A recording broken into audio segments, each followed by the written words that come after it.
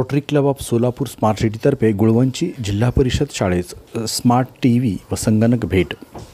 Solapur rotary क्लबतर्फे दरवर्षी वेगवेगळ्या समाज जागृती व ग्रामीण भागातील विद्यार्थ्यांना तांत्रिक साक्षरतेने सक्षम करून त्यांना चालू तंत्रज्ञानाची माहिती व्हावी या हेतूने वेगवेगळ्या कार्यक्रम आयोजित केले जातात। याचाच एक भाग म्हणून Rotary club of Solapur smart सिटीतर्फे गुळवंची जिल्हा परिषद शाळेत स्मार्ट टीव्ही व संगणक भेट देण्यात आली। पी पटेल आणि कंपनी यांच्या CSR यांच्या फंडातून प्रत्येक शाळेला स्मार्ट टीव्ही तर रोटरी क्लब जिल्हा फंडातून संगणक देण्यात आले।